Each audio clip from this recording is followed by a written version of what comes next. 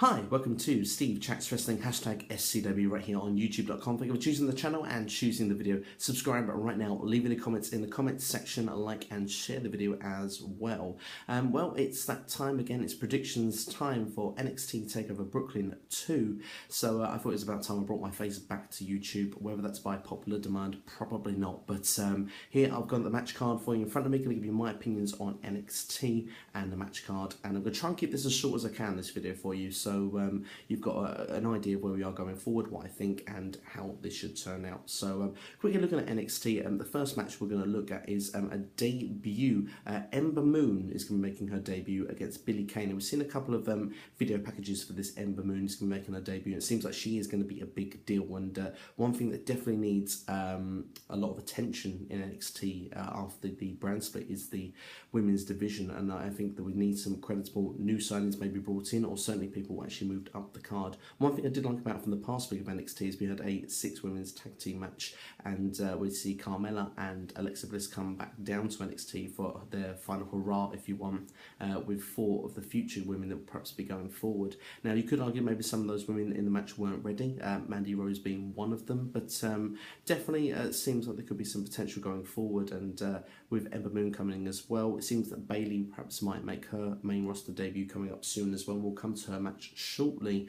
I predict that Ember Moon will be getting the victory over Billie Kay, who has picked up a couple of victories herself in recent weeks and has been on SmackDown as well in a match. So for me, this looks like it could be the first steps to rebuilding the women's division after, well, Carmella, Alexa Bliss, Eva Marie and Nia Jax all making their way up to the main roster, and with Bayley potentially going there as well. So going to make the prediction, Ember Moon will make her debut, and she seems like she's going to be a big deal. I expect her to get the victory, and possibly, I mean, well, who else is going to challenge Asuka going forward if that is the case? So I've kind of already given my prediction. Next then, we'll look at the Women's Championship match, Asuka versus Bayley. This is the rematch, of course, from NXT Takeover Dallas, which I imagine that this is going to be a better match than the last time. For me, it didn't connect as well, this match, the first time around. I'm hoping that we've been in Brooklyn with the special atmosphere, the feeling of NXT, especially in Brooklyn when it was there last year.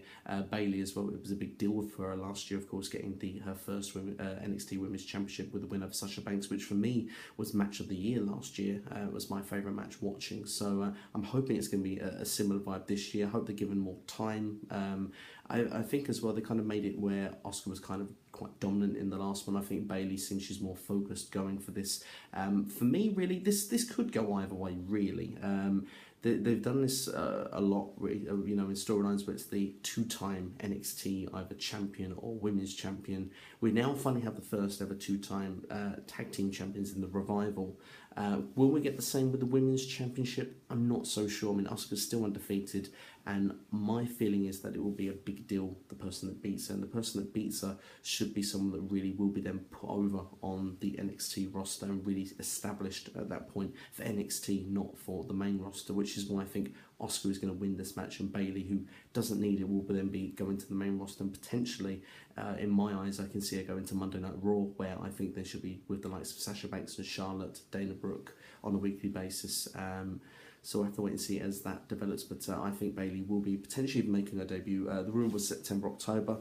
I don't see why it can't be straight after SummerSlam, but we'll see as it plans out. But I'm going for an Asuka victory, so that is my prediction for you there. Next, we're going to look at 2 matches that I am invested in, but I'm not invested in some of the stars in it. And this is the thing with bringing the outside acts into NXT, which has been the trend recently, to bring in big names from elsewhere and put them in NXT, build them up, and then put them on the main roster under a WWE standpoint of view. There is these developmental people that come through, and I've been on board with quite a few of those recently, but I'm not so sure I'm on board with this one, which is No Way Jose. They see a lot of potential with him in WWE at the moment, and he's got a match with Austin Aries, who I'm a big fan of. Now, for me, in my head, Austin Aries would be the guy that should win this all day long, but unfortunately, my prediction will be No Way Jose. From what I'm aware of, WWE sees a lot of potential in him. He almost got immediately called up to the main roster, part of the WWE draft, but he wasn't used in the end. I believe the spot went to Mojo Rawley or one of the women competitors, but yeah, I think that No Way Jose, he's been doing the dancing gimmick. He's been a little bit more serious recently. I do think that this feud has been okay on the build-up. We've seen Austin Aries fully turn heel through No Way Jose, and For me, I just kind of feel that they're going to build No Way Jose to go up further in the pack, and Austin Aries potentially I could see maybe going to the Cruiserweight division once it starts on Raw, but he might not immediately go there, but I think that will be his eventual destination. But in NXT, I kind of feel with Austin Aries, he's going to be one of those guys that's not going to be at the top of the card. He's going to be kind of in that middle area all the time. His job there will be to put over people like No Way Jose to get themselves further towards the top. So No Way Jose will be the victor there for me. Now the next match we'll be looking at Bobby Roode. It's going to be glorious to see his full in-ring debut. Well, not really in-ring debut for NXT because he has been on the tours in the ring as well, but this will be the first televised in-ring match for Bobby Roode against Andrade Cien Almas, who again I'm not feeling as much now. From what I'm aware of, I'm not sure if he's an outside actor. I think he was brought in under a different gimmick, and they've now changed him for the way they want him in there. It's not really connected with me, and he's been both guys, well, Bobby Roode hasn't fought yet, but Almas is undefeated from what I'm aware of on NXT TV, so this is what's going to be a major scalp seen in the eyes of putting Bobby Roode straight away, and Bobby Roode is going to be a big deal in NXT. Mark my words, he is going to be someone that's not there to put people over. They're going to be putting him over, and I expect him perhaps maybe not the following takeover, but maybe the takeover afterwards, that Bobby Roode could be main eventing it, perhaps challenging for the NXT title.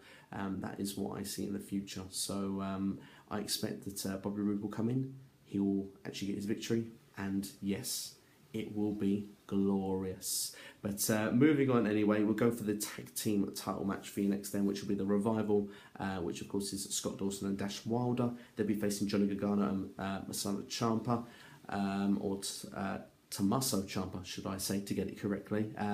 Them two in the Cruiserweight Classic, by the way, an amazing match. Really enjoyed Gargano and Ciampa in that match, but they're back doing what they do best in NXT of what we see, which is the tag team division. Will they be moving up to Raw with the Cruiserweight division starts? Time will tell. I am expecting the Revival to win this match, but I am expecting this to be a close encounter.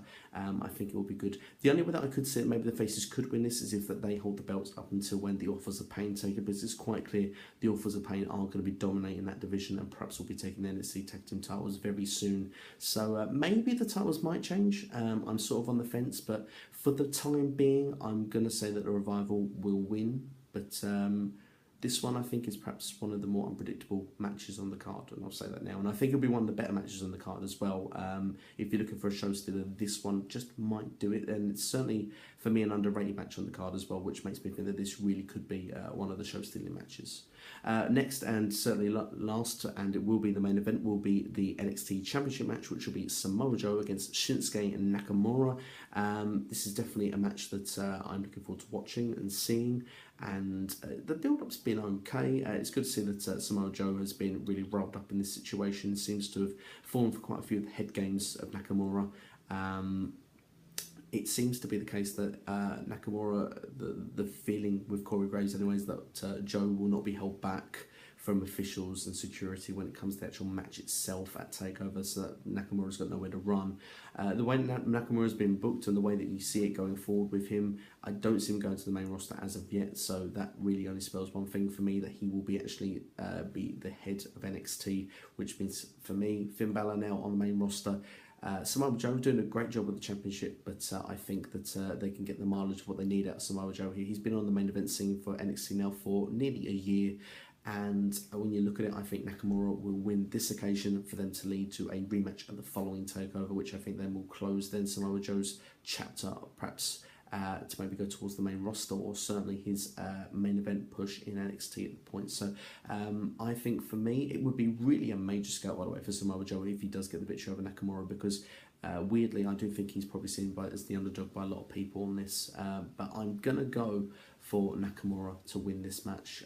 I think that it probably is what WWE wants. It kind of feels like the logical way it would be going forward, because you want a name that's definitely going to sell the tickets, and as the guy's the champion as well, selling the tickets. You could have the two, of course, that for me is a logical way to go forward. As much as now I've said it would be amazing for Joe to actually win, I actually think it would be quite a good idea for Joe to win it, and then maybe a rematch. Nakamura wins it, then have the usual WWE way of the third match, and then we finally see Nakamura take after that. But I do think that Nakamura is going to win it this Saturday. So those are my predictions for you there. Do you agree with them? Do you think it's going to be a good card? I think it's going to be a good card. I don't think it's going to be the best NXT takeover we've had. I think there's a clear vision at the moment that NXT probably isn't as strong as it was this time a year ago. Definitely looking for me with people like Andre Almas and No Way Jose. Certainly for me is not the kind of guys at the same caliber that what we had there last year in Brooklyn and going forward. But I'm sure that maybe with time that these guys can get over.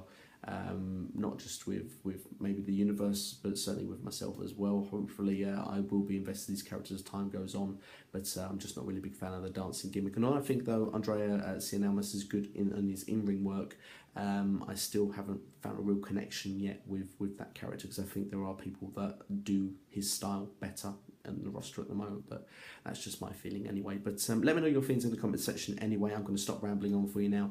Are you looking forward to NXT Takeover Brooklyn 2? I most certainly am, and it's going to be a lot of wrestling this weekend. I will try and do my best to keep up to date with everything going on. You can look out for my SummerSlam predictions video. That should be coming on sometime tomorrow as well. SummerSlam is going to be 6 hours long. This takeover is probably going to be 2.5 to 3 hours long, so we'll see how it goes. But anyway, please subscribe, and you'll be watching Steve Chats Wrestling right here on youtube.com. Thank you for watching.